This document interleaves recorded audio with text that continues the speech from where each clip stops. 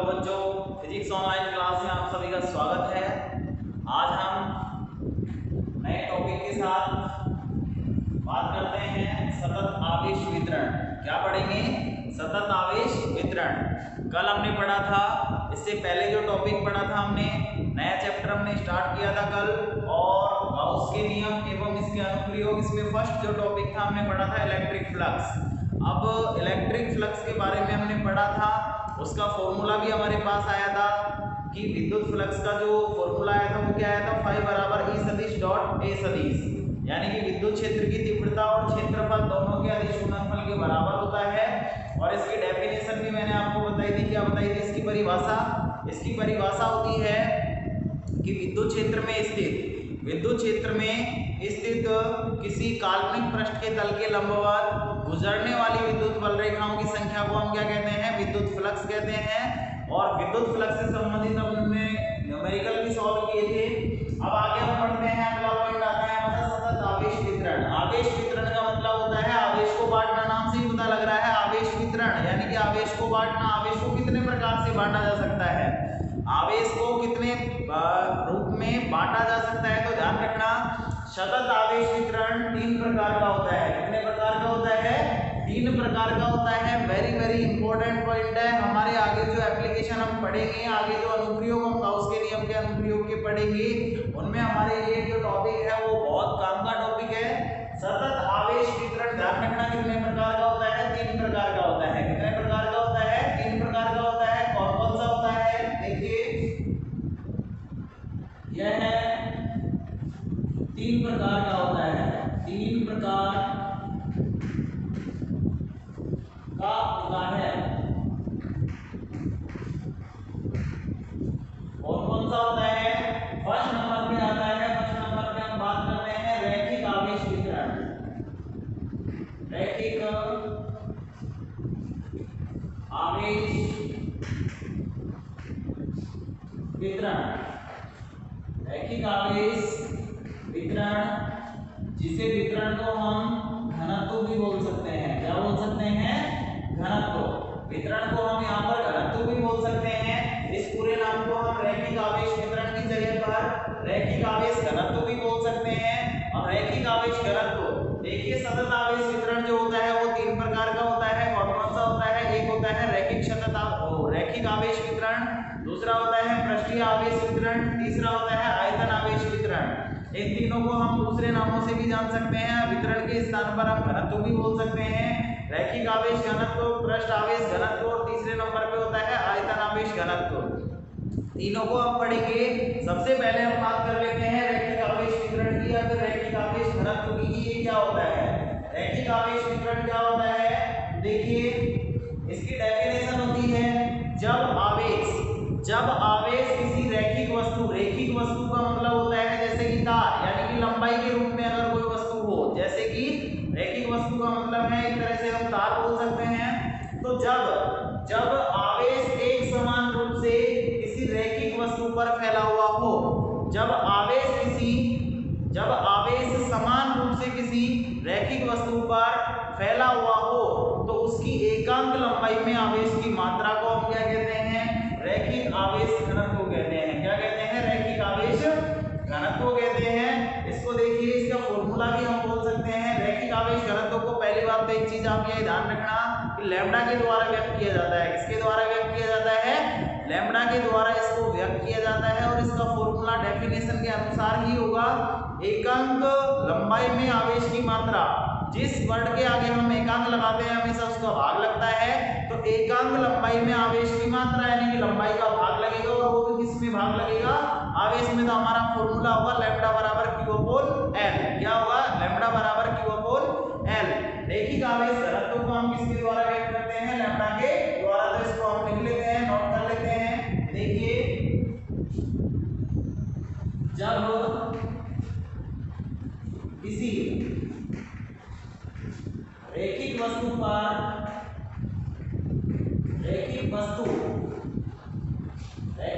मतलब हम तार बोल सकते हैं, पर आवेश एक समान रूप से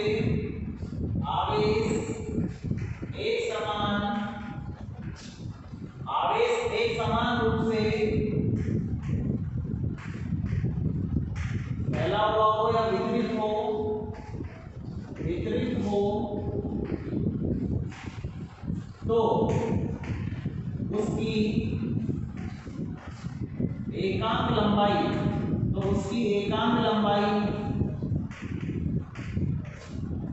में आवेश की मात्रा, एकांक लंबाई में आवेश की मात्रा रैखिक आवेश घनत्व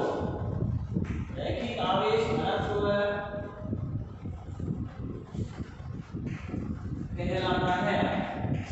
रैखिक आवेश घनत्व कहलाता है।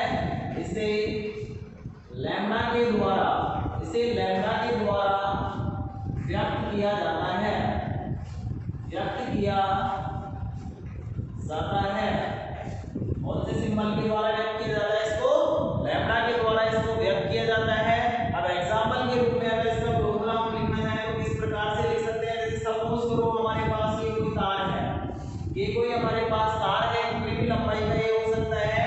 इस पर एक समान रूप से आवेश फैला हुआ है। इस प्रकार से इस पर एक समान रूप से क्या फैला हुआ है? आवेश फैला हुआ है। तो इसकी एकांक लंबाई में सपोज करो कि इसकी लंबाई हम मान लेते हैं L है। इसकी लंबाई कितनी है? L है। यहाँ पर ये तार है और इस पर आवेश एक समान रूप से फैला हुआ है। और दूसरी बात, इसकी लंबाई हमने L मान ली, तो इसका जो फॉर्मूला होगा एकांक लंबाई में आवेश की मात्रा, एकांक लंबाई में आवेश की जो मात्रा होती है, इस पर आवेश भी हम मान लेते हैं कितना है? Q आवेश है। कितना है? Q आवेश है। तो एकांक लंबाई में आवेश की मात्रा को हम क्या कहते हैं? रैखिक आवेश घनत्व। और रैखिक आवेश घनत्व को हम किसके द्वारा व्यक्त करते हैं? रैखिक आवेश घनत्व कौन से सिंबल के द्वारा व्यक्त करते हैं? लैम्ब्डा के द्वारा करते हैं। फॉर्मूला होगा एकांक लंबाई में आवेश की मात्रा, यानी कि आवेश में किसका भाग लगेगा? लंबाई का भाग लगेगा। ये फॉर्मूला यहाँ पर L आएगा। यहाँ पर ये जो फॉर्मूला हमारे पास आता है वो किसका आता है? रैखिक आवेश घनत्व का। रैखिक आवेश घनत्व लैम्ब्डा बराबर क्या होगा? Q/L, यानी कि एकांक लंबाई में आवेश की मात्रा। लेकिन एक चीज ये ध्यान रखना, ये फॉर्मूला तभी यूज किया जाएगा जब आवेश किस पर फैला हुआ हो? रैखिक वस्तु पर। रैखिक वस्तु का मतलब होता है जैसे कि तार, यानी कि जिसमें लंबाई होती है। सपोज करो आवेश, हम इसको ऐसे भी समझ सकते हैं कि आवेश जैसे सपोज करो किसी अक्ष पर फैला हुआ हो। अक्ष का मतलब x अक्ष पर भी फैल सकता है, y अक्ष पर भी हो सकता है, या फिर z अक्ष पर भी हो सकता है। आवेश अगर केवल एक अक्ष पर, कोई से भी एक अक्ष पर अगर फैला हुआ हो, जैसे कि तार है, तार एक लंबाई के रूप में होता है। और अगर तार पर आवेश फैला हुआ है तो ध्यान रखना वहां पर वो रैखिक वस्तु का काम करेगा। वहां पर अगर आपको आवेश घनत्व काम में लेना है तो कौन सा आवेश घनत्व काम में लिया जाएगा? रैखिक आवेश घनत्व। कौन सा आवेश घनत्व काम में लिया जाएगा? रैखिक आवेश घनत्व। ध्यान रखना, इसके बाद दो और भी पढ़ेंगे हम। अब कौन सा आवेश घनत्व कब काम में लेना है, तो आपको ये जरूर ध्यान रखना है कि अगर किसी रैखिक वस्तु पर आवेश फैला हुआ हो, रेखा के समान वस्तु पर आवेश अगर फैला हुआ हो, या फिर किसी अक्ष पर आवेश फैला हुआ हो, तो ध्यान रखना वहां पर आपको काम में लेना है कौन सा आवेश घनत्व? रैखिक आवेश घनत्व। रैखिक आवेश घनत्व को लैम्ब्डा के द्वारा व्यक्त किया जाता है। इसका फॉर्मूला होता है Q/L। कितना होता है? Q/L। अगर इस फॉर्मूले को हम अल्पांश के रूप में भी लिखना चाहें, अल्पांश के रूप में भी अगर इसको लिखना चाहें तो कैसे लिख सकते हैं? देखिए, आवेश को अल्पांश के रूप में लिख दो, लंबाई को भी किसके रूप में लिख दो? अल्पांश के रूप में। और मैंने आपको बता रखा है कि अल्पांश के रूप में कैसे लिखा जा सकता है। जैसे टोटल आवेश का मान Q है, तो अल्पांश के रूप में इसको लिखने के लिए ओनली इसके आगे किसका चिन्ह लगाना है? D का। तो यहाँ पर अल्पांश के रूप में फॉर्मूला हो जाएगा dQ/dl। क्या हो जाएगा? dQ/dl। अब यहाँ पर लैम्ब्डा बराबर कोई सा भी फॉर्मूला यूज कर सकते हैं, Q/L भी यूज कर सकते हैं, और अल्पांश के रूप में अगर जहां आपको आवश्यकता पड़ेगी वहां आप dQ/dl भी यूज कर सकते हैं। ये होता है रैखिक आवेश घनत्व। ध्यान रखना, एकांक लंबाई में आवेश की मात्रा। लेकिन कब? जब आवेश कहां फैला हुआ हो? रैखिक वस्तु पर अगर आवेश एक समान रूप से फैला हुआ है तो एकांक लंबाई में आवेश की मात्रा क्या कहलाती है? रैखिक आवेश घनत्व कहलाती है। अब यहाँ पर ये जो रैखिक आवेश घनत्व है, इसकी मात्रा की अगर बात की जाए तो इसका मात्रा क्या होगा? देखिए, इसका मात्रा क्या होगा? ऊपर आवेश है, नीचे लंबाई है। आवेश का होता है कूलम। क्या होता है? कूलम। और लंबाई का मात्रा क्या होता है? मीटर। तो इसका जो मात्रक होगा वो क्या हो जाएगा? कूलम प्रति मीटर। कूलम को हम C सिंबल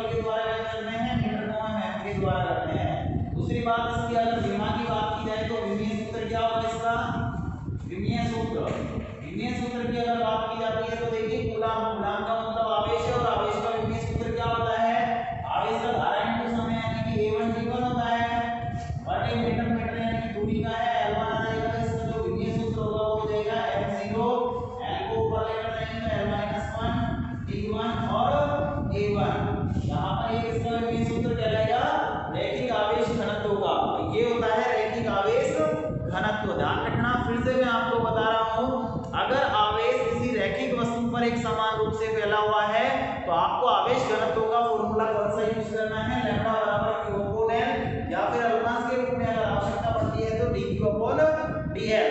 यहाँ इस फॉर्मूले से हम आवेश की मात्रा भी ज्ञात कर सकते हैं और आवेश घनत्व का मान भी हम ज्ञात कर सकते हैं। इसके बाद फिर सेकंड नंबर पे हमारे पास कौन सा आता है, इसको नोट कर लीजिए। सेकंड आता है हमारे पास पृष्ठ आवेश घनत्व, इसको नोट कीजिए।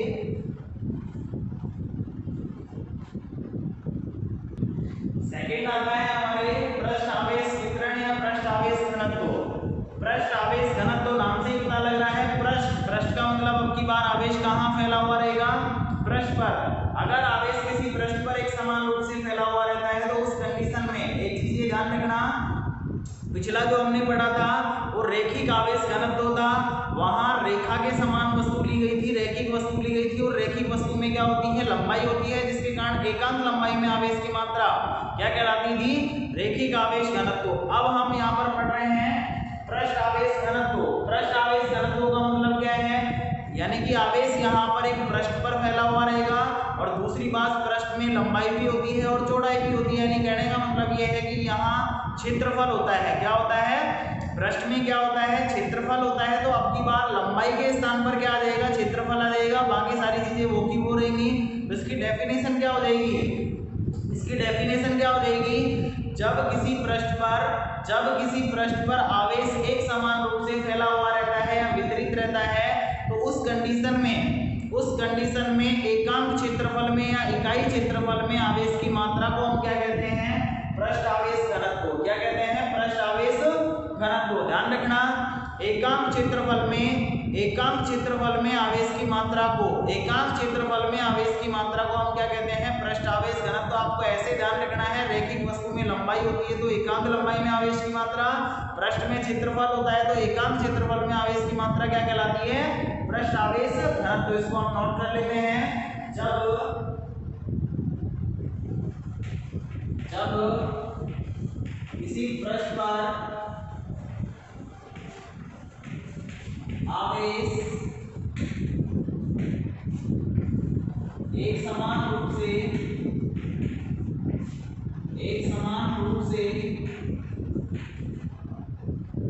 वितरित हो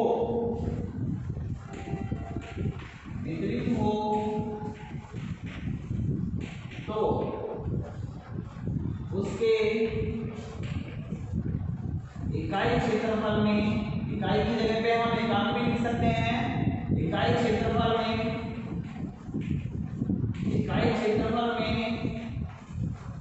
आवेश की मात्रा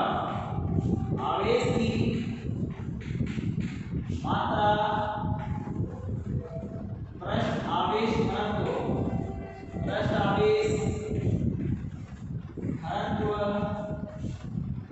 कहलाता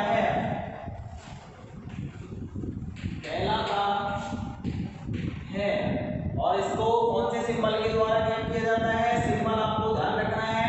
रैखिक आवेश घनत्व को हमने लैम्डा के द्वारा व्यक्त किया था, यहाँ पर पृष्ठीय जो आवेश घनत्व होता है इसको सिग्मा के द्वारा व्यक्त किया जाता है। इसे सिग्मा के द्वारा व्यक्त किया जाता है,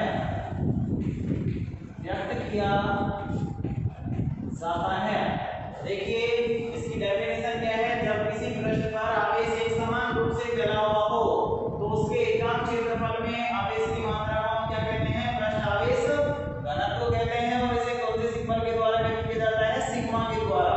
अब पृष्ठ का मतलब ये है, एग्जांपल के रूप में हम ले सकते हैं, जैसे कोई चालक वस्तु है, चालक गोला है, सपोज कीजिए चालक गोला है। अब गोले को आपको पता है, मैंने पहले भी आपको बताया था फर्स्ट चैप्टर में, किसी भी चालक वस्तु को दिया गया आवेश हमेशा उसकी सतह पर फैल जाता है। कहाँ पे फैल जाता है, उसकी सतह पर फैल जाता है। अब सतह पर फैल गया तो इसका मतलब वहां पर आवेश उसके पृष्ठ पर फैला हुआ है, और पृष्ठ पर अगर फैला हुआ है तो वहां पर कौन सा आवेश घनत्व यूज में लिया जाएगा, पृष्ठ आवेश घनत्व, जिसको सिग्मा के द्वारा व्यक्त किया जाता है। उससे पहले मैंने आपको बताया था, अगर तार पे आवेश एक समान रूप से फैला गया है तो वहां पर कौन सा आवेश घनत्व काम में लिया जाएगा, रैखिक आवेश घनत्व लैम्ब्डा। अब मैं आपसे पूछता हूं, जैसे सपोज कीजिए मैंने आपसे कह दिया कि जैसे कोई अचालक परत है, कोई अचालक परत है, उस पर आवेश एक समान रूप से फैला हुआ रहता है।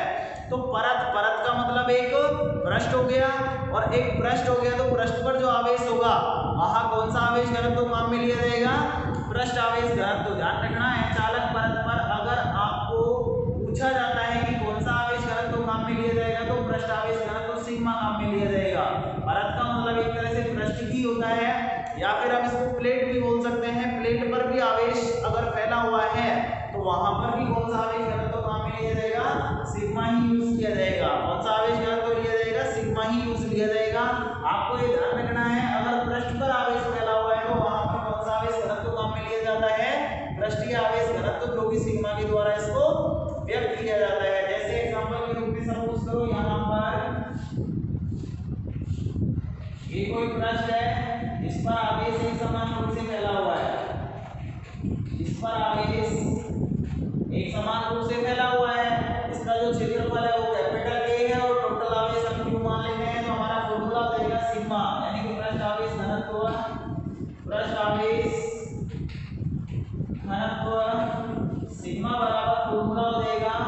अभी क्या हो रहा था परिभाषा में, अपने एकांक क्षेत्रफल में आवेश की मात्रा, यानी कि क्षेत्रफल का भाग लगेगा, और वो भी किसमें लगेगा, आवेश की मात्रा यानी कि आवेश में। तो फॉर्मूला होगा हमारा Q/A। पिछले फॉर्मूले में लंबाई थी, यहाँ पर क्षेत्रफल आ गया, फॉर्मूला बनता है हमारा Q/A, क्योंकि यहाँ पे आवेश की मात्रा है और A यहाँ पर क्या है, जितने क्षेत्रफल में आवेश फैला हुआ है वो क्षेत्रफल है यहाँ पे पृष्ठ का।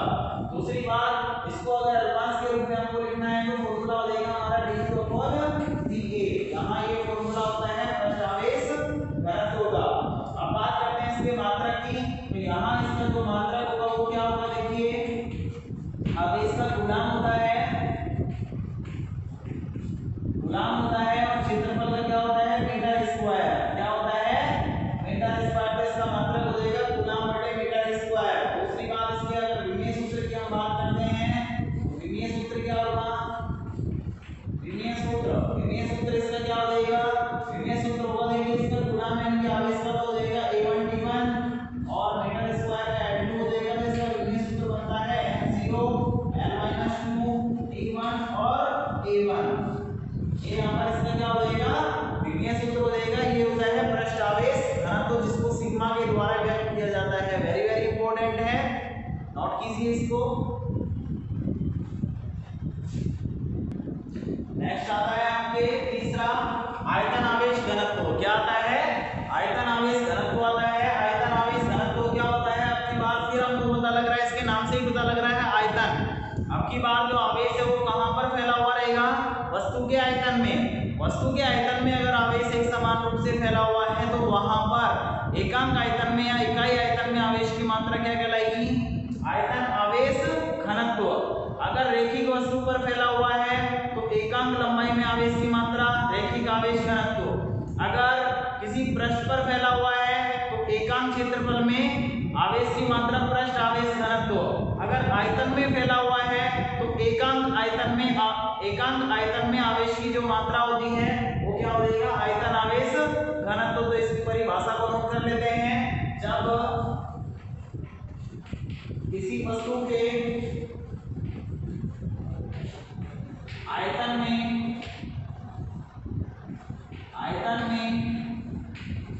आवेश एक समान रूप से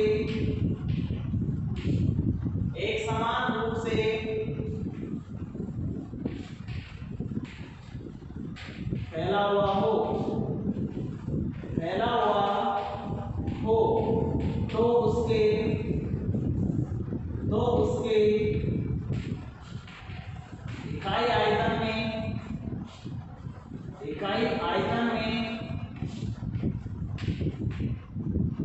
आवेश की मात्रा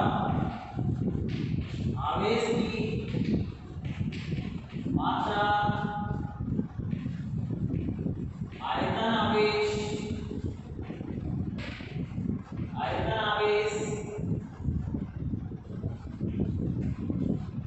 घनत्व कहलाता है। यानी कि किसी वस्तु के आयतन में अगर आवेश एक समान रूप से फैला हुआ है तो उसके इकाई आयतन में आवेश की मात्रा क्या कहलाती है? आयतन आवेश घनत्व। इसको कौन से सिंबल के द्वारा व्यक्त किया जाता है? वैसे रॉ के द्वारा व्यक्त किया जाता है। ऐसे रॉ के द्वारा व्यक्त किया जाता है, व्यक्त किया जाता है। यहाँ रॉ जो सिंबल है वो किसको व्यक्त करता है? आयतन आवेश घनत्व को। अब आयतन में आवेश किस प्रकार से फैला हुआ रहता है तो ध्यान रखना, अगर अचालक गोला लिया जाता है, अगर मान लीजिए आपने अचालक गोला लिया है तो मैंने आपको बताया था कि अचालक वस्तुओं में, कुचालक वस्तुओं में आवेश हमेशा उसके आयतन में फैला हुआ रहता है और चालक वस्तु में हमेशा आवेश उसके पृष्ठ पर फैला हुआ रहता है। इससे पहले मैंने अभी एक एग्जांपल दिया था आपको, अचालक परत। अब क्वेश्चन ये उठता है कि अचालक परत के भी आयतन में आवेश होना चाहिए था, लेकिन हमने वहां पे पृष्ठ आवेश घनत्व यूज में लिया था। लेकिन आपको मैं एक चीज बता देना चाहता हूं कि अचालक परत, परत का मतलब वहां पर, परत का मतलब एक तरह से पृष्ठ ही है और पृष्ठ में कोई आयतन नहीं होता है, इसलिए वहां पर पृष्ठ आवेश घनत्व यूज में लिया था। लेकिन यहाँ बात की जा रही है आयतन में अगर फैला हुआ है, अगर मान लो किसी वस्तु के आयतन में आवेश फैला हुआ है तो वहां पर कौन सा घनत्व यूज में लिया जाएगा? आयतन आवेश घनत्व यानी कि रॉ यूज में लिया जाएगा। जैसा कि अचालक गोला है उसमें कौन सा आवेश घनत्व काम में लिया जाएगा? अचालक गोले में ध्यान रखना आवेश उसके आयतन में फैला हुआ रहता है। आगे हम टॉपिक सॉल्व करेंगे जब और अच्छी से समझ में आ जाएगा। दूसरी बात, और भी एग्जांपल आप ले सकते हो, जैसे आपने एक घन ले लिया, क्या ले लिया? घन। और घन के अंदर, घन के आयतन में, घन में आयतन होता है तो घन के आयतन में अगर एक समान रूप से आवेश फैला हुआ है तो वहां पर भी कौन सा आवेश घनत्व काम में लिया जाएगा? रॉ काम में लिया जाएगा। कौन सा आवेश घनत्व काम में लिया जाएगा? रॉ। तो यहाँ पर जैसा सपोज करो हम एक घन बना देते हैं,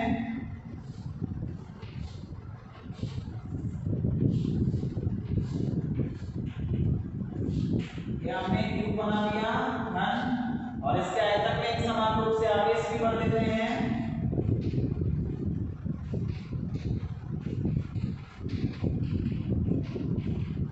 इसके आयतन में एक समान रूप से हमने आवेश भर दिया। इसका आयतन अगर v है और इसके अंदर, इसके आयतन में टोटल आवेश अगर q है, आयतन तो v है और आवेश का मान q है, तो हमारा फॉर्मूला क्या हो जाएगा? आयतन आवेश घनत्व, आयतन आवेश घनत्व रॉ बराबर हमारा फॉर्मूला हो जाएगा। देखिए एकांक आयतन में, यानी कि आयतन का भाग लगेगा आवेश की मात्रा, यानी किसमें भाग लगेगा? आवेश का, आवेश में भाग लगेगा आयतन का, तो हमारा फॉर्मूला देगा q/v। क्या हो जाएगा? q/v। ध्यान रखना यहाँ पर रॉ आयतन आवेश घनत्व है, q आवेश की मात्रा है और v क्या है? v यहाँ पर जिस आयतन में, जितने आयतन में आवेश फैला हुआ है वो आयतन है यहाँ पर v। तो कहने का मतलब है कि यहाँ पे हमारा फॉर्मूला हो जाता है q/v। अगर इसको एडवांस के रूप में आपको लिखना है तो हमारा फॉर्मूला हो जाएगा dq/dv। क्या हो जाएगा? dq/dv। ये फॉर्मूला होता है आयतन आवेश घनत्व का। अगर इसके मात्रक की बात की जाती है तो मात्रक इसका क्या होगा? मात्रक इसका होता है, देखिए आवेश बटे आयतन है तो आवेश का तो हो जाएगा वही गुना, और आयतन का क्या होता है? मीटर क्यूब होता है। यहाँ मीटर क्यूब आ गया, या एम क्यूब लिख सकते हो। ये इसका मात्रक हो गया गुना बटे मीटर क्यूब। दूसरी बात, यहाँ इसके अगर विमीय सूत्र की हम बात करें तो विमीय सूत्र क्या हो जाएगा इसका? देखिए गुना में यानी कि आवेश का जो आवेश की जो विमा है वो क्या होती है? a1 d1, और दूसरा मीटर क्यूब दूरी का क्यूब तो l क्यूब हो जाएगा। इसका विमीय सूत्र आता है f0 l-3 और d1 और a1, ये इसका विमीय सूत्र हो गया। तो यहाँ पर ये तीनों आवेश घनत्व होते हैं। ध्यान रखना, इनको आप ऐसे भी समझ सकते हो तीनों को। अगर आवेश केवल एक अक्ष पर फैला हुआ है, जैसे x अक्ष पर या y अक्ष पर या z अक्ष पर अगर फैला हुआ है, तो ध्यान रखना कौन सा आवेश घनत्व काम में लिया जाएगा? वहां पर रैखिक वस्तु होगी, इसलिए वहां पर कौन सा आवेश घनत्व काम में लिया जाएगा? रैखिक आवेश घनत्व। अगर आवेश दो अक्षों पर फैला हुआ है, जैसे कि xy तल में फैला हुआ है या फिर yz तल में फैला हुआ है या xz तल में फैला हुआ है, तो वहां पर एक पृष्ठ की भांति आवेश फैला हुआ रहेगा, तो वहां पे पृष्ठ आवेश घनत्व यूज में लिया जाएगा। अगर आवेश तीनों अक्षों में फैला हुआ है, यानी कि एक्स वाई जेड तीनों, इसका मतलब वहां पे आयतन आ जाएगा, और आयतन आ जाएगा तो वहां पर कौन सा आवेश घनत्व भी उसमें लिया जाएगा, आयतन आवेश घनत्व। रैखिक आवेश घनत्व का फॉर्मूला होता है Q अपॉन L, पृष्ठ आवेश घनत्व का फॉर्मूला होता है Q अपॉन A, आयतन आवेश घनत्व का फॉर्मूला होता है Q अपॉन V। रैखिक आवेश घनत्व को सिंबल के द्वारा व्यक्त किया जाता है लैम्डा, और पृष्ठ आवेश घनत्व को सिग्मा, और आयतन आवेश घनत्व को व्यक्त किया जाता है रॉ के द्वारा। बाकी इसके मात्रक और परिमाप को फॉर्मूले से निकालने आनी चाहिए, तो इसको नोट कर लीजिए। यहाँ पर ये होते हैं तीनों आवेश घनत्व। अब देखिए आवेश वितरण का जो अभी हमने पॉइंट पढ़ा है, इस पॉइंट से संबंधित एक न्यूमेरिकल भी सॉल्व कर लेते हैं। और वो न्यूमेरिकल क्या है, देखिए जैसा कि आपको एक तार दिया गया है, और वो जो तार है वो एक वृत्ताकार रूप में मोड़ा गया है, अर्धवृत्ताकार रूप में। एक तार है धात्विक तार, जिसको अर्धवृत्ताकार रूप में मोड़ा गया है। कौन से रूप में मोड़ा गया है, अर्धवृत्ताकार रूप में। सवाल को ध्यान से सुने, सवाल को मैं यहाँ पर लिखूंगा नहीं, ओनली आपको समझाऊंगा कि सवाल क्या है, उसको फिर हम सॉल्व करेंगे। देखिए यहाँ पर एक तार है, और वो भी कौन से रूप में मोड़ा गया है, अर्धवृत्ताकार रूप में मोड़ा गया है, जिसकी त्रिज्या सपोज करो बीटा है। कितनी है, बीटा। जिसकी त्रिज्या कितनी है,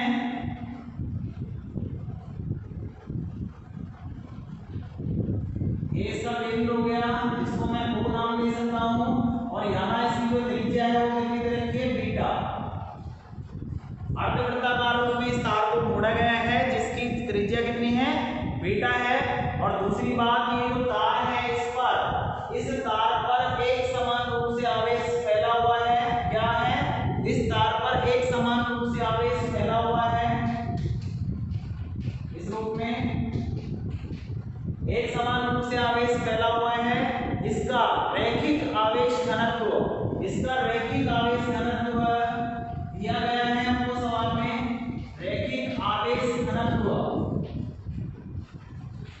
लैम्डा बराबर आपको दिया गया है सवाल में, लैम्डा बराबर दे रखा है लैम्डा 0 sin थीटा। क्या दे रखा है आपको सवाल में, एक तार है धात्विक तार, जो कि अर्धवृत्ताकार रूप में मोड़ा गया है, इसकी त्रिज्या बीटा है। और दूसरी बात, इस तार पर रैखिक आवेश घनत्व लैम्डा का मान आपको दिया गया है लैम्डा 0 sin थीटा।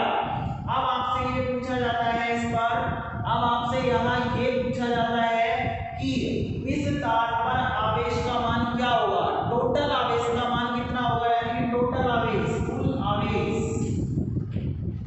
कुल आवेश का मान आपसे पूछा गया है, यानी कि Q का मान आपको यहाँ पर क्या करना है, निकालना है। आपको वापस से सुनिए सवाल क्या है, इंपॉर्टेंट सवाल है, पूछा भी गया है कई बार कंपटीशन एग्जाम में। देखिए सवाल क्या है, यहाँ एक तार है धात्विक तार, जो कि अर्धवृत्ताकार रूप में मोड़ा गया है, जिसकी त्रिज्या कितनी है, बीटा है। उस पर रैखिक आवेश घनत्व का जो मान है लैम्डा बराबर कितना दे रखा है, लैम्डा 0 sin थीटा। दूसरी बात, आपसे कुल आवेश का मान क्या किया है, यहाँ पर पूछा गया है, तो कुल आवेश का मान आपको यहाँ पर निकालना है। अब देखिए ऐसे सवालों को हम किस तरीके से करेंगे, बिल्कुल आसान सवाल है, कुछ भी नहीं है, जो चीज हमने पढ़ रखी है उन्हीं चीजों को हम यहाँ पे यूज करके इसका आंसर निकालेंगे। देखिए पहली बात, एक चीज ये ध्यान रखना है, ऐसे सवालों को सोल्व करने के लिए हम क्या करते हैं, पूरा आवेश एक साथ नहीं निकालेंगे, हम क्या करते हैं, इस तार को छोटे छोटे अल्पांशों से मिलकर बना हुआ मान सकते हैं। इस तार को हम छोटे छोटे अल्पांशों से मिलकर बना हुआ मान सकते हैं, और हम यहाँ पर क्या करेंगे, सभी अल्पांशों के लिए अगर आवेश का मान निकालकर अगर सभी अल्पांशों के आवेश को अगर टोटल कर दें, तो आपको पता है कि हमारे पास टोटल आवेश का मान आ जाएगा। और आपको ये भी पता है, हम पढ़ चुके हैं कि सभी अल्पांशों के लिए आवेश को टोटल करने के लिए, यानी कि योग के लिए हम कौन सा तरीका अपनाते हैं, तो योग के लिए हम सिंपल सी चीज है, समाकलन कर देते हैं। समाकलन किसके चिन्ह को व्यक्त करता है, योग को। यानी कहने का मतलब ये है, हम यहाँ एक अल्पांश लेंगे और उस अल्पांश के लिए हम आवेश का मान ज्ञात करेंगे, और उस आवेश का मान जब हमारे पास आएगा, अल्पांश के लिए आवेश का मान आएगा, तो उसका जब हम समाकलन कर देंगे तो हमारे पास टोटल आवेश का मान आ जाएगा। ये इसका तरीका है, इसको आसानी से हम सॉल्व कर सकते हैं। देखिए किस तरीके से हम यहाँ पर इस तार को छोटे छोटे अल्पांशों से मिलकर बना हुआ मान सकते हैं, और एक अल्पांश पर हम विचार करते हैं, यानी कि हम एक छोटा सा अल्पांश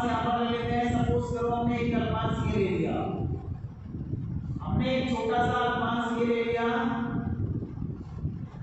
अब देखिए अगर हमने छोटा सा अल्पांश लिया है तो इस पर आवेश की जो मात्रा होगी वो भी क्या होगी, अल्पांश के रूप में होगी, और इसकी जो लंबाई होगी वो भी किसके रूप में होगी, अल्पांश के रूप में। तो यहाँ इस अल्पांश का जो आवेश है उसको मैं व्यक्त कर देता हूँ किसके द्वारा, dq के द्वारा। किसके द्वारा व्यक्त कर देता हूँ, dq के द्वारा व्यक्त कर देता हूँ।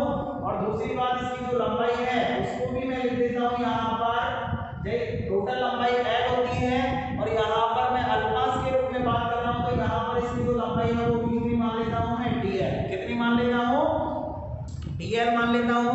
हम यहाँ पर अल्पांश के लिए आवेश का मान ज्ञात करेंगे, इसलिए अल्पांश का जो आवेश है उसको मैं व्यक्त कर रहा हूँ यहाँ पे dq के द्वारा, और इस अल्पांश की जिसको हमने यहाँ पर लिया है उसकी जो लंबाई है उसको मैं किसके द्वारा व्यक्त कर देता हूँ, dl के द्वारा। दूसरी बात एक चीज और, इस अल्पांश के द्वारा इस केंद्र पर बनने वाला जो कोण है, इस अल्पांश के द्वारा केंद्र पर जो बनने वाला कोण है इसको हम यहाँ पर देखिए, अल्पांश की अगर हम बात कर रहे हैं तो कोण का मान भी क्या होगा, अल्पांश ही होगा, यानी कि छोटा सा होगा। तो देखिए अगर सपोज करो हम इस कोण को थीटा मान लेते हैं, अगर हम इस कोण को थीटा मान लेते हैं तो यहाँ ये जो अल्पांश का कोण होगा वो क्या होगा, ये जो अल्पांश का कोण होगा वो क्या होगा, d थीटा होगा। कितना होगा, d थीटा होगा। अगर यहाँ ये वाला कोण अगर थीटा है तो यहाँ एक छोटा सा कोण कितना होगा, d थीटा। अब हम इसको सॉल्व कर लेते हैं। देखिए हम एक फॉर्मूला जानते हैं, कोण बराबर होता है चाप बटे त्रिज्या। क्या होता है, कोण बराबर होता है चाप बटे त्रिज्या। तो हम यहाँ यूज करेंगे सॉल्यूशन। देखिए कोण बराबर चाप बटे त्रिज्या, तो कोण यहाँ पर क्या है, d थीटा है। चाप हमारे पास क्या है, यहाँ से और यहाँ तक की जो लंबाई है वो कितनी है, dl है। तो कोण बराबर चाप, चाप यहाँ पर dl हो गया बटे त्रिज्या। तो देखिए यहाँ पर त्रिज्या हमको कितनी दे रखी है, बीटा। यहाँ पर ये वाली लंबाई अगर बीटा है तो ये भी यहाँ त्रिज्या का काम कर रही है, तो यहाँ पर ये जो लंबाई होगी वो कितनी होगी, बीटा। यानी कि त्रिज्या का मान हमारा कितना हो जाएगा, बीटा हो जाएगा। अब यहाँ पर अगर मैं इस dl का मान निकालता हूँ तो dl बराबर मेरे पास क्या आएगा, बीटा इंटू d थीटा। इसको मैं मान लेता हूँ समीकरण नंबर 1। क्या मान लेता हूँ, समीकरण नंबर 1। अब हमको मान निकालना है आवेश का। किसका मान निकालना है, आवेश का। और यहाँ पर एक मान हमको दे रखा है रैखिक आवेश घनत्व।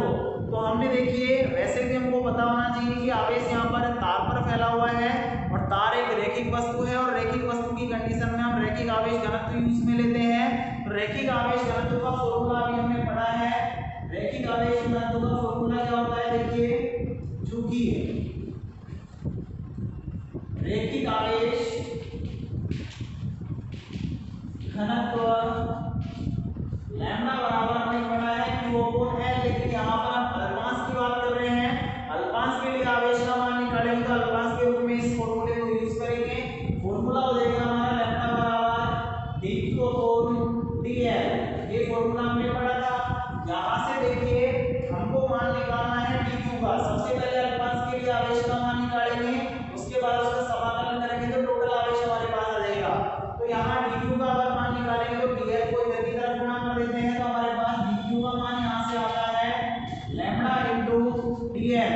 लैम्डा का मान हमको सवाल में दिया गया है और dl का मान हमने समीकरण 1 में निकाल लिया है। तो दोनों मान को हम यहाँ पर रखते हैं। सभी मान रखने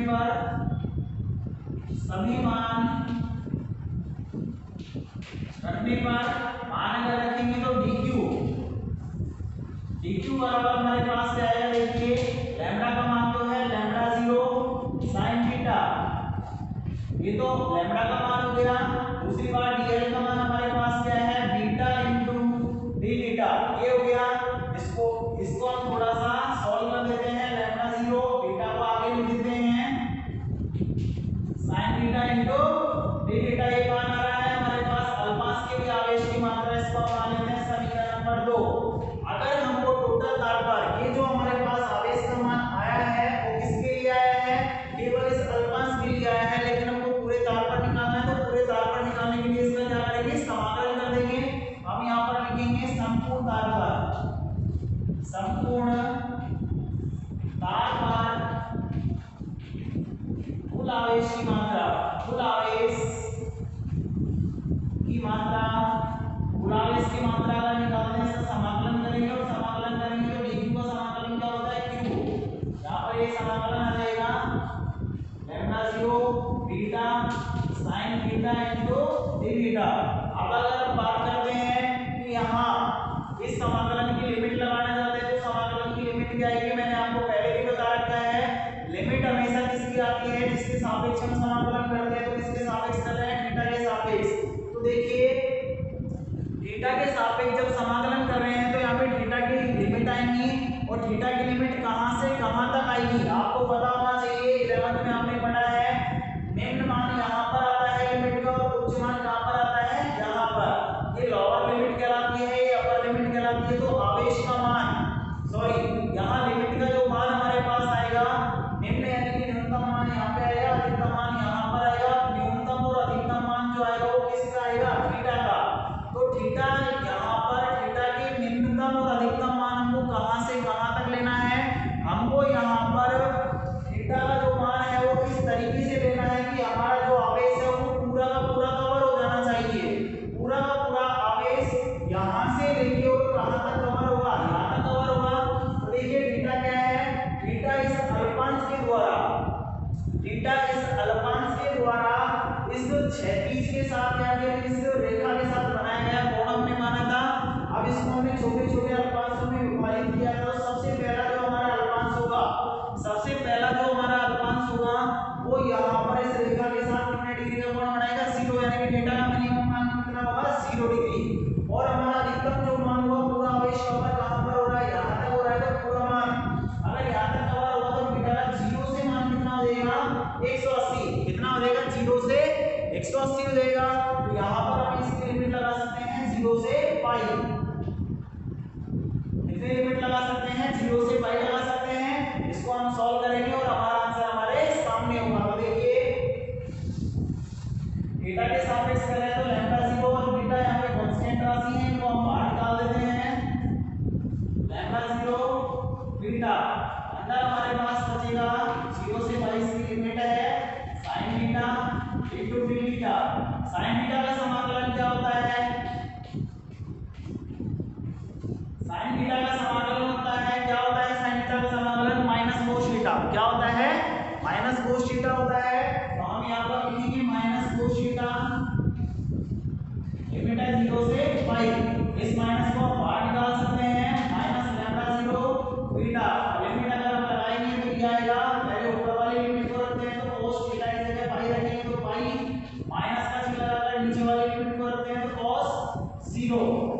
तो ये हो जाएगा हमारे पास माइनस लैम्डा 0 बीटा cos पाई जो है इसका मान कितना होता है, -1 होता है। माइनस का चिन्ह है, cos 0 का मान भी 1 होता है। तो यहाँ पर -1 और -1 कितना हो जाएगा, -2 हो जाएगा और माइनस माइनस क्या हो जाएगा, प्लस। तो ये हमारा आंसर आएगा 2। 1 और 1 कितना हो जाएगा, 2 लैम्डा 0 बीटा। ये हमारा टोटल आवेश का मान होता है। तो ऐसे सवालों को इस तरीके से आपको सॉल्व करना है। यहाँ ध्यान रखना लैम्डा का जो मान आपको दिया गया है, यहाँ पे sin स्क्वायर थीटा भी हो सकता है, cos थीटा भी हो सकता है, cos स्क्वायर थीटा भी हो सकता है, कुछ भी हो सकता है। आपको हमें तरीका आना चाहिए। सबसे पहले अल्पांश के लिए आपको आवेश का मान निकालना है, सबसे पहले अल्पांश के लिए आपको आवेश का मान निकालना है। उसके बाद आपको टोटल निकालने के लिए उसका क्या करना है, समाकलन करना है। तो आपके पास टोटल आवेश का मान आ जाएगा। इसी तरीके से ऐसे ही सवाल आपको थोड़ा सा दूसरी तरीके से भी दे सकता है। जैसे यहाँ पर आवेश अभी तार पे फैला हुआ है, आवेश आपको किसी पृष्ठ पर भी फैला हुआ दे सकता है। अगर पृष्ठ पर फैला हुआ रहेगा तो आपको कुछ भी नहीं करना, ओनली चेंज क्या आएगा, चेंज केवल लंबाई की जगह क्या आ जाएगा, क्षेत्रफल आ जाएगा। पहले अल्पांश के लिए क्षेत्रफल का मान ये मानना होगा, फिर उसी तरीके से आपको सॉल्व करना है। और कुछ भी नहीं है, वहां पर लैम्डा की जगह क्या आ जाएगा, सिग्मा आ जाएगा और एल की जगह क्या आ जाएगा, ए आ जाएगा। तो ऐसे सवाल आपको पूछे जाते हैं, इसे नोट कर लीजिए।